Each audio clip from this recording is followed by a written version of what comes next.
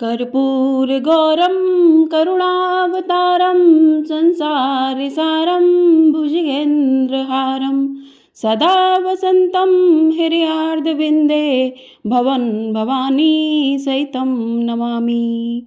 हर हर महादेव। ओम नमः शिवाय। आप सभी को सावन के दूसरे दिन की ढेर सारी शुभकामनाएं। आप सभी पर भगवान भोलेनाथ अपनी कृपा दृष्टि सदैव बनाए रखें। आज की वीडियो में आप सुनेंगे सावन मास के दूसरे दिन की कथा। आपने यदि हमारे चैनल को सब्सक्राइब नहीं किया है तो चैनल को सब्सक्राइब जरूर कर लें। आपको हमारे चैनल पर सावन के हर दिन की कथाएं सुनने को मिलेंगी। चलिए आज शुरू करते हैं दूसरा अध्याय। कल आपने सुना था सावन महात्म्य की कथा का पहला अध्याय। आज सुनते हैं दूसरा अध्याय। तो चलिए वीडियो को शुरू करते हैं। भगवान शंकर सनत कुमार जी से बोले कि हे ब्रह्मपुत्र, आप नम्र हैं, आप श्रद्धालु हैं, समस्त 12 गुणों से युक्त हैं। आपने श्रावण मास के बारे में जो पूछा है तथा जो पूछने से रह गया है वह सब मैं तुम्हें विस्तार पूर्वक बताता हूँ। आपके पिता ब्रह्मा बहुत उदंड थे, इसलिए उन्हें अपना 5वां सिर गंवाना पड़ा। वे मत्स्यता को छोड़ मेरी शरण में आए। मैं जो कुछ बताने जा रहा हूँ उसे एकाग्रचित होकर सुनो। श्रावण मास में नियमों का पालन कर व्रत रखकर सायंकाल को 4 बजे भोजन करना चाहिए। 1 मास तक रुद्राभिषेक करना चाहिए। अपनी प्रिय किसी एक वस्तु का त्याग करें। पुष्प, फल, धान्य, तुलसी की मंजरी युक्त पत्ती और बेलपत्रों से मेरी लक्ष्य पूजा करें। कोटिलिंग पूजन करें। ब्राह्मणों को प्रेम पूर्वक भोजन कराएं। नियमों का पालन करें। मुझे पंचामृत से अभिषेक अति प्रिय है अथा उसे भी करें। इस मास में किया जाने वाला कृत्य अनंत फल देने वाला है। इस मास में भूमि पर शयन करना चाहिए। ब्रह्मचर्य का पालन करना चाहिए। सत्य बोलना चाहिए। पत्तल में भोजन करना चाहिए। प्रातःकाल स्नान ध्यान करना चाहिए। इंद्रियों को वश में रखना चाहिए। एकाग्र मन से प्रतिदिन मेरी पूजा करनी चाहिए। इस महीने में मंत्रों का पुरश्रवण भी उत्तम सिद्धि देने वाला है। गायत्री मंत्र और ओम नमः शिवाय मंत्र का जाप करें। श्री सूक्त जाप और भी अधिक फलदायक है। गृह यज्ञ, कोटि होम, लक्ष्य होम तथा अयुत होम करने पर सदफलता है और मनोवांछित फल प्राप्त होता है। जो भी प्राणी इस महीने में एक दिन भी व्रत को छोड़ देता है वह महाप्रलय तक घोर नरक में जाता है। मुझे श्रावण मास से अधिक और कोई भी मास प्रिय नहीं है।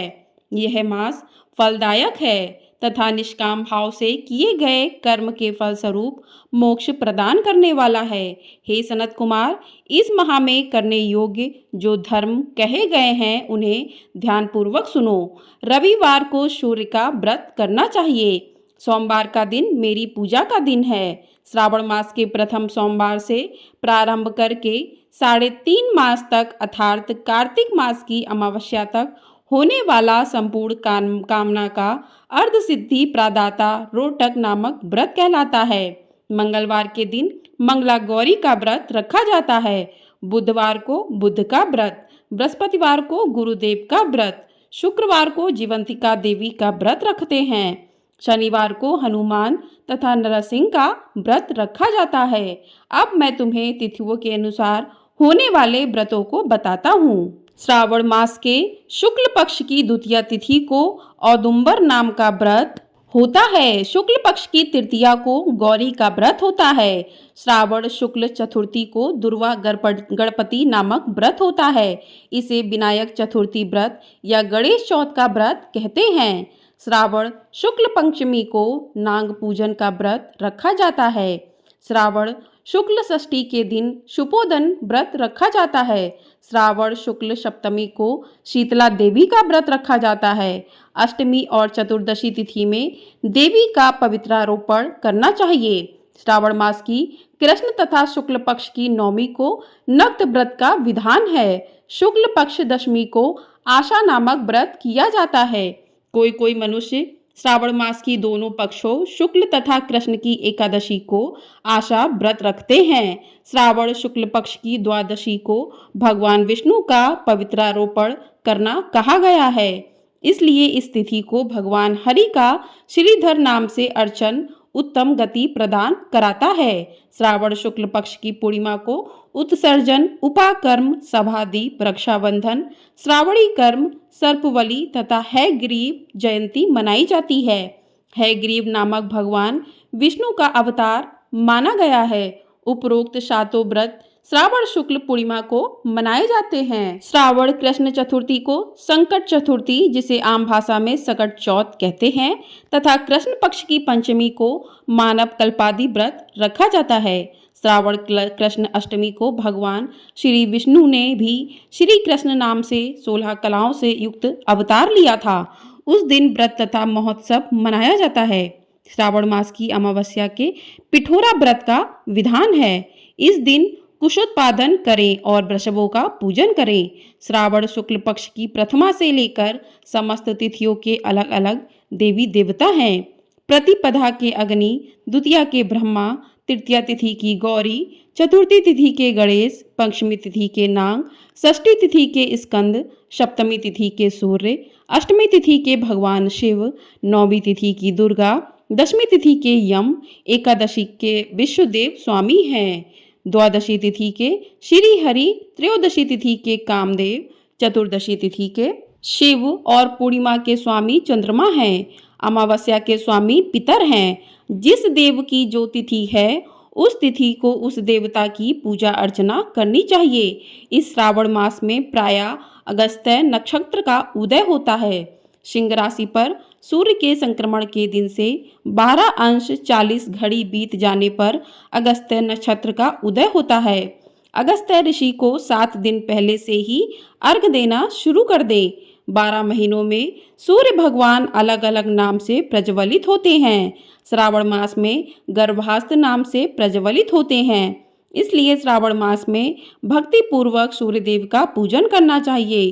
श्रावण मास में साग का त्याग करना चाहिए। भाद्र मास में दही, आश्विन मास में दूध और कार्तिक मास में दाल का त्याग करना चाहिए। यदि कोई भक्त यह संपूर्ण विधान करने में असमर्थ है तो उसे सभी मनोवांछित फलों की प्राप्ति होती है।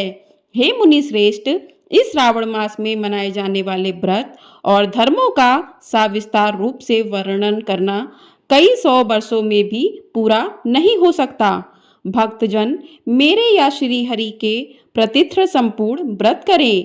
मेरे और श्री हरि में कोई भेद नहीं है।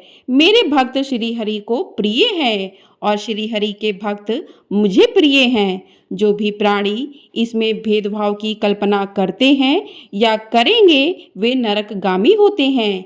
हे सनत कुमार, आप श्रावण मास में धर्म पालन करें। बोलिए भगवान शंकर की जय। बोलिए माँ पार्वती की जय। बोलिए माँ श्री हरि विष्णु की जय। बोलिए माँ लक्ष्मी की जय। तो इस प्रकार से सावन महात्म का दूसरा अध्याय समाप्त होता है। आइए अब सुनते हैं सावन महीने की पौराणिक कथा। पौराणिक कथा के अनुसार सावन मास में ही समुद्र मंथन हुआ था। इस मंथन से हलाहल विष निकला तो चारों तरफ हाहाकार मच गया। संसार की रक्षा करने के लिए भगवान शिव ने विष को कंठ में धारण कर लिया। विष की वजह से कंठ नीला पड़ गया और भगवान शंकर नीलकंठ कहलाए।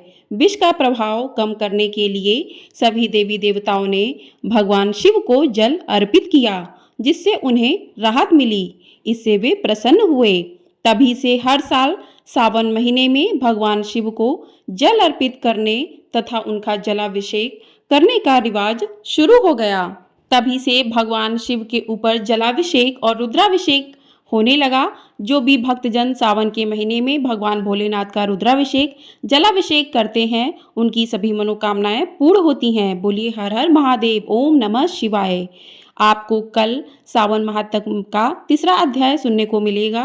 तो चैनल को यदि आपने सब्सक्राइब नहीं किया है तो चैनल को सब्सक्राइब जल्दी से कर लें और वीडियो पसंद आई हो तो वीडियो को लाइक ज़रूर कर दीजिएगा। आपका एक लाइक हमारे लिए बहुत अधिक महत्वपूर्ण होता है और वीडियो को ज़्यादा से ज़्यादा लोगों में शेयर भी कर दीजिएगा।